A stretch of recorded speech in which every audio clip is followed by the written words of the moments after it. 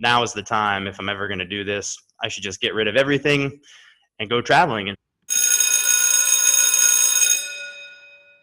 Hey guys, Quincy here from ESL Authority. Today we've got a really cool interview with Jonny from Digital Nomad Teacher about his experience teaching in Phuket, Thailand. And if I'm being honest, the quality is a bit iffy towards the end, but if you stick it out, you'll see about how he got the job and how he socializes and saves money on a budget. So I hope you enjoy. Jonny, welcome aboard, man. Guys, this is Jonny from Digital Nomad Teacher. Is that right? that's right. Nailed it.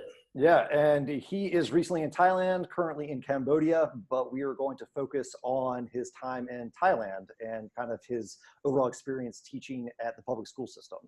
And I guess a good place to begin is a bit of your history about where you came from and how you ended up in Thailand in the first place, and maybe why you ended up in Thailand. Sure. Yeah. Good question. Okay. So, yeah, actually, I went to school. I never worked with children before, or even really had anything to do with early childhood education in the past. My degree was in engineering and mechanical engineering, and I actually spent about 5 or 6 years working in the automotive industry, doing different engineering related kind of work. And I just kind of honestly got bored with it and decided that I wanted to change and I wanted to try something a little different. And I was fortunate enough that I was in a position where I had no kids. I had sold my house, so I didn't own a house. I really was pretty much able to get rid of all my baggage, I guess you could say, in the U.S. And just decided, like, hey, now is the time. If I'm ever going to do this, I should just get rid of everything and go traveling. And so my original plan, when the whole thing started out, my plan was to spend 1 year traveling around the world and just try to do as much as I could fit into a year. And then at the end of the year, kind of go back to the States and get a real normal job again and back to normal life. Well, of course, that's not how it actually happened, but that was the original plan. So I had picked Thailand basically just on a referral from a friend. Like, I had a friend that had been traveling in Thailand for a while, and he was telling me all about it. He said it's a great place to go. I didn't know anything about it at all. I was like, well, okay, this guy says it's cool, so I'll just give it a shot. Ended up in Phuket. Yeah. Ended up in Phuket. And I was just blown away. You know, it was such a culture shock for me, so different from where I'm from in the Midwest in the U.S. Loved everything about it, the weather, riding around on a motorbike, the food, the pretty girls everywhere. I was like, man, this is going to be all right. Nice. So, yeah. So you landed in Phuket, and I know you kind of hung out for a few months before you actually got the job. How did that job come about, and how did you find it, and eventually how did you land it? Yeah, so I actually got really lucky, and when I had decided that I was interested in staying in Phuket for a while, I decided to see if I could find a job as a teacher. I should mention, before I left the U.S., I had done an online TEFL course that I just bought on Groupon. Nice. Most people probably know of Groupon, and mine was, I think, $70 or something like that. It was super cheap. I think they even have really much cheaper ones now. I've seen some people say that you can get them for $20 or something like that now. They're ridiculously cheap. I will say, full disclosure, it was a joke. Like, it was totally useless as far as getting any knowledge of being a teacher. Did you retain, was anything valuable, or was it just kind of like to check the box? It was just to check a box and to get the certificate. Yeah, there was really very little of value in there. I mean, I guess maybe if you had never gone to college before, maybe some stuff would be new, but it was like stuff that you would learn in a freshman level English class in university. So about like it was grammar and stuff. Okay, got it. Yeah. I don't know about, I'm sure there's many different ones out there, but the one that I did was pretty useless when it comes to actually teaching in real life. So, but anyway, I had the certificate, and most of the schools, if not, I think all public schools in Thailand do require that you have that TEFL certificate. So you do need to have that. You can get it in Phuket. There's plenty of schools in Phuket that will that you can do your TEFL course there, and quite a few people do that. And then And then you have a really good chance of getting a job in Phuket because those schools have good relationships with the staffing companies around the area. So that would be a good way if you're starting from square one and you have no background or experience or certifications. That would be a good place to start to actually just buy a ticket, go to a place like Phuket or Chiang Mai or Bangkok, even Koh Samui. I think you can do it. You can just go there, sign up for one of those TEFL courses. It takes like a month to do a real proper TEFL course. You'll get your paper, and then you'll probably have a good chance of getting placed into a school. That's not the route that I went. I just got lucky and went on Facebook and found a Facebook group for something like Phuket jobs or Phuket teaching jobs, something like that. Just so happened that the very first posting that popped up was for a local school that was not far from where I happened to be living, and I just messaged the guy that posted it. I said, "Hey, I have a TEFL and I'm in Phuket." That's really all I said. And he said, "Come in for an interview." So I went in the next day for the interview. What was the interview like? It was awkward because it was a little bit awkward because there was no air conditioning. I was wearing a shirt and tie, and I was just pouring sweat the whole time, and I'm confused. I have no idea what's going on. The guy was speaking with a Thai lady half the time. She's speaking Thai. It was just kind of disorganized. And but that's brutal. He ended up. It kind of felt like I already had the job. Like he gave me a walking tour of the school. He was showing me where the classrooms were, and I'm thinking, well, this kind of sounds like I've already got the job the way things are going here. So yeah, it was pretty easy. Like I just kind of showed up and smiled and nodded, and so pretty casual, pretty laid back. Pretty casual interview process. Yeah, it was definitely very laid back and informal.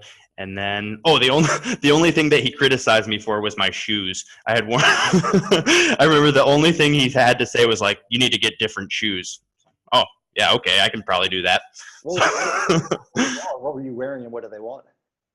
I was just wearing sneakers. Like I had just bought some black because usually everyone in Thailand wears flip-flops or sandals. And I bought some just black sneakers that I thought would be fine to wear with, a dress shirt. And he said, "Oh, you need proper dress shoes," which are ironically hard to find at the beach. Large sizes. Yeah. And around. Yeah, large sizes. Yeah, especially like a casual place. So got the job. Pretty easy. Got the job. Very easy. What was the teaching experience like? Like, what was your day-to-day? How many classes did you teach a week and stuff like that? So the standard at most schools and including at my school was about 20 teaching hours per week. So that averages out to 4 hours per day, assuming you got a 5-day work week. So you'll average 4 hours per day. I did have some days where it was only 3 classes, so 3 hours of teaching. And then there was other days where I'd have 5 hours of teaching per day on that day, but it averages out to 20 for the whole week. Yeah, everybody's schedule was a little different. So like some guys had 4 hours every day for all 5 days. Some guys had 3 on one day, 5 on another day. But it averages out to 20 a week. Did you feel like that was a lot? Did you have adequate time to prepare, or was it overwhelming in terms of what they were looking for in terms of time?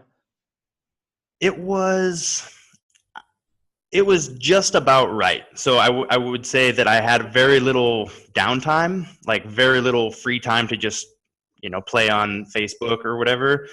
Pretty much most, if not all of your downtime or your free time was, at least me personally, I was actually using it to prep for the classes, to print worksheets, to find resources online, things like that. I was really not wasting a lot of time. I will say there were other teachers, I'm not going to mention any names, but there were plenty of other teachers at the school that as soon as they finished a class, they were back at their desk playing on Facebook, playing Candy Crush, and they spent almost no time prepping for the next class or for the next week. And I never understood, me personally, I never understood, like, how do you get your job done? But everyone's different, I guess. And maybe it's if you have more experience, you don't need as much time to prep. But me personally, I felt like I needed every minute of that downtime to get ready. Yeah, the prep pretty necessary, especially as a new teacher, I know. And even when you are a seasoned teacher and you've got your routines, having the prep just makes it that much easier to follow through. I know there's plenty of people that act like they could do it without it, but for me, I was like you, I needed the prep just to keep my head clear about what happened next. Yeah. And I guess to continue on with your original question, like, so I was teaching grade 3 and grade 4. So, and there were actually in the grade 3 students and the grade 4 students were in 2 separate buildings. So it was a little bit difficult actually, because I had an office in one building, my grade 3 students in another building, and grade 4 students in another building. So I was constantly moving around, and the school compound was pretty large. So I always had a backpack, and all of my supplies and papers and pens and everything was always in my backpack. I was basically mobile and always moving around. So at one class would finish, I needed to be immediately like throwing everything in my bag and immediately have to start walking to the other side of this school compound. So it was like, I mean, by the end of the day, I will mention my school did not have air conditioning in the classrooms, which is a big deal. Like, that's a huge deal. If to anyone that's interested in teaching in Southeast Asia, anywhere in Southeast Asia, find out if your classrooms have air conditioning, because it makes a big difference. Like even if you're not even if it doesn't feel like you're exerting yourself that much, when it's like really, really, really hot, you just get exhausted. By the end of the day, you're just wiped out. So even though on paper it looks like, oh, I only work 20 hours a week, that's easy. I work like 50 hours a week now. It's not as easy as it sounds, and the heat is a huge factor. So I have friends that work at a different school in Phuket, and their classrooms are air conditioned, and they walk out of there like, I'm ready to go to the gym, I'm ready to go play volleyball, and I walk out of my school like I've just been to war. Just like sweating all day. Yeah, man, that's brutal. Is your friend's school, is it a public school as well, or is it the public schools that are notorious for not having the air conditioning? Their school is private, so there you go. That's probably, yep. Theirs is a private school, so yeah, most of the public schools are probably going to have relatively poor condition, what I would consider poor conditions. So like, for example, the place is not particularly nice looking. There were many times when you turn on the water faucet in the restroom, and just like this little trickle of brown water would come out, like there's barely running water certain days. Other days it would be fine, or other days it would come out like a nice stream of water, but it would be about the color of this coffee. So like I said, no air conditioning. There were fans in the classrooms, but half of them didn't work. That's not as someone, when I first came to China and I was teaching in southern China, we didn't have air conditioning either. Actually, we had it, but they never used it because they, I guess, were more acclimated. It was brutal. It was like fans are not a substitute for air conditioning. So I think that's a really good tip if you're susceptible to hot temperatures and it makes you miserable, go ahead, because it will impact your teaching day for sure. What about, so we covered, how you got the job, the application, actual teaching conditions. If people are interested in teaching in Phuket or even Thailand as a whole, what are some tips you would give them on the next steps to take? Is if you get the TEFL and then start your application, or are there hiring seasons, or how does that happen? Yeah, good question. So the hiring seasons are, there are generally, most schools, I believe that this applies to both public and private schools. Don't quote me on that, but I think that's the case. Generally have 2 terms, and the first term of the year starts around the first week of May. Mm-hmm. And so usually around April, end of March to all through the month of April, even sometimes, usually things are quite disorganized in Thailand. And so it could be well into May, like the school term's already started, and they might not have filled all the teaching positions yet. And so that would happen, that happened quite often, where school starts, we're teaching classes, the kids are back from their holiday, and there are still jobs open, and they're desperately trying to find someone to fill those jobs. And so That's not always the case, but if you can start looking and start snooping around on the different job boards, Facebook is probably the easiest place to find jobs posted, and that's obviously going to be more local. So if you're interested in working in Bangkok, find a Facebook group for Bangkok. Okay. If you're going to Chiang Mai, find a Facebook group for Chiang Mai. Most of the jobs will prefer you to actually be in that location before they even consider interviewing you. So I was lucky. I was already in Phuket when I applied. They literally will ask you to come and interview like straight away. So you might have a hard time if you're still in America or England or Australia and you're sending emails asking about job opportunities. They might not even consider you if you're not there yet. Yeah. Because there probably are other people who are there and they'll just choose them first. So that would be, you may, next day. Yeah. right. You may just have to go ahead and go there first. Get yourself set up with an apartment and a motorbike, or figure out make sure it's somewhere that you want to be for 6 months or a year before you commit. That would be I think one general tip. I had actually considered teaching in Korea and China, but I had never lived there. I had never traveled there. Didn't know the first thing about either one. So I wasn't sure, is that even a place that I want to go live for a year? I have no idea. So the nice thing about my situation, this is a place where I would like to stay for a little bit longish or medium term, I guess. And then found a job after that. So there is a certain element of like being in the right place at the right time, but with a little bit of planning, there are not always, but there are usually jobs to be found if you're looking in the right place. Gotcha. All right. Good tips all around. I'd like to kind of bring it home with two specific questions I think people are curious about. The first being that Thailand is, number one, an affordable place to live, but on the flip side, their salaries aren't as high as maybe Korea or China. What are some ways to save money there, or does no one save money and everyone just kind of lives check to check? Some people are able to save money. So a big factor, I guess I'll start with the salary. So an average salary for let's say just like a public school English teacher, average salary in Thailand is going to be about 35,000 baht per month, which I think converts to about a little over $1,000 US, maybe $1,100 US. So you can live on that. Okay, if you break it down, that averages out to about 1,000 baht a day, or about $30 a day, roughly. So you can figure that your apartment's going to cost you about 10,000 baht. So a third of your salary is probably gone just to accommodation straight away.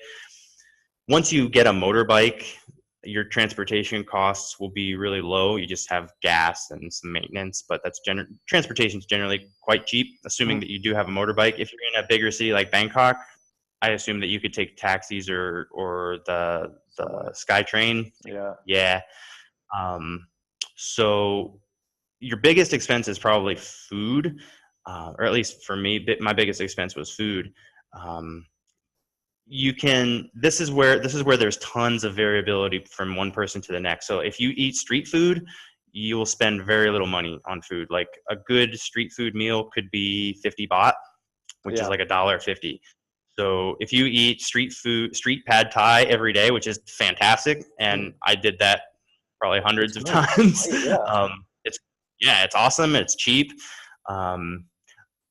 Sometimes if you're with friends or if you're, taking out a date or something, you don't necessarily want to eat street food. You're going to go to a nicer restaurant. That's where you're going to spend your money. Drinking adds up very fast. So beers, mixed drinks, and bars gets pretty expensive pretty fast. So again, that's all personal preference. Like if you're a big drinker, your money's going to go fast. If you like to eat at nice, fancy Western style restaurants, you're going to spend a lot. Most of your money is going to be spent on food. If you're perfectly happy to not drink a lot and eat street food or eat at like more local restaurants where the local people eat, then you can get by quite cheap, and you may actually save money from one month to the next. Again, the other X factor is how much you want to travel. Like being in Phuket or anywhere in Thailand, really, it's very easy to travel to the other Southeast Asian destinations, like all of the islands around there. And so I was doing a trip to, let's say, Koh Samui or Phi Phi Island, or all these different destinations, maybe once a month, and that's going to cost a little bit of money. It's not terribly expensive, but it is an expense. Some people did very little traveling. They just went to work and went home and kept themselves entertained in Phuket and did very little traveling. So obviously that's not a big expense for them. But if you're like me and you like to do a lot of weekend trips, that's going to factor into your budget, of course.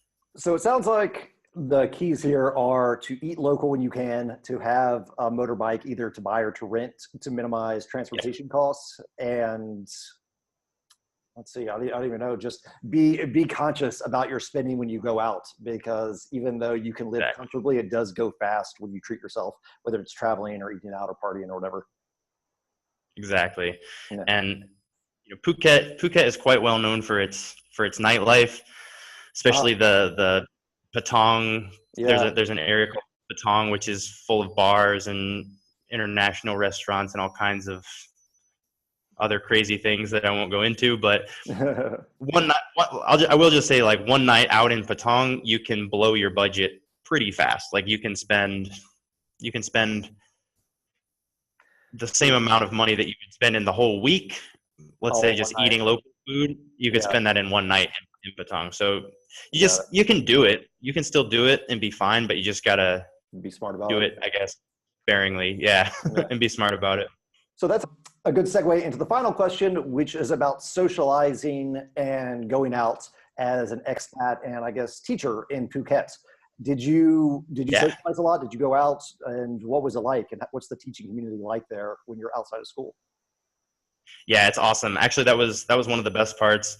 So because I was working in a public school that had a full English program, there was a full staff of English teachers. And I want to say there was probably between 12 and 14 other teachers at my school. And so, of course, you get to know those people, and they're people from all over the world. There's people from Australia and South Africa and England and America and Canada. And so everyone's different personalities, different backgrounds, and but you're all kind of there together in this new situation. And so you all kind of develop a relationship. And I really loved all my coworkers. Well, most of my coworkers were awesome. We all became really good friends on the weekends.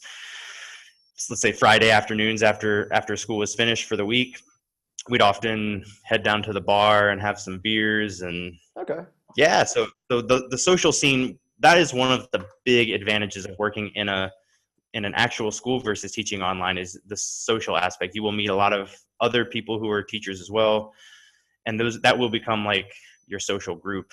And and so it's nice. Honestly, it's kind of like a built-in social group when you get there, because you've got all of your co-teachers already. It's kind of low effort. Exactly. Yep. Good deal. So it was great. And if you don't have that, like, Facebook is a great resource. You can go on Facebook and find groups of people that are either expats that are in your city. So like last year I was living in Vietnam, and I wasn't working in an actual school. So I would just go on Facebook and find a group called something like Da Nang Expats. Yeah. Facebook group, and you can just find other expats or foreigners that are living in the area, and maybe they just want to have a coffee or get dinner or whatever. So that's a good alternative, I guess, if you don't have a school full of other foreign people. If you don't have like a built-in kind of social circle to go and utilize Facebook or Meetup or something like that. Yep. Good deal. And you can connect with the local people. Like, language barrier is always a real factor, in Thailand especially. It's hard. Sometimes it's hard to make really deep relationships with locals if their level of English is a very surface level. You can still be friends and hang out and go to the beach and do what you want to do, but it does kind of feel like it's always this very surface level relationship because of the language barrier. So gotcha. every once in a while, it is nice to meet up with some American friends or Canadians or Aussies you can actually understand each other. To make it a little bit easier to hang out with and socialize. Yeah, I think that's about as good a place to leave it, so we don't run over too much on time. If people have questions about teaching in Thailand or Vietnam, can I give them the Digital Nomad Teacher just URL, the web address, and if they have questions, they can just absolutely. Sure, absolutely. That's a great place to start. You can message me on Twitter as well. Digital Nomad Teacher on Twitter. My Twitter handle is at JLUTZ110. So find me on Twitter. Cool. I'll add that in the notes. And, or you can just search for Digital Nomad Teacher. Yeah, that works as well. And so, yeah, if you have questions about Thailand, reach out to Jonny. Jonny, thanks so much, man. I appreciate it. It's been a real pleasure. Thank you. Yeah.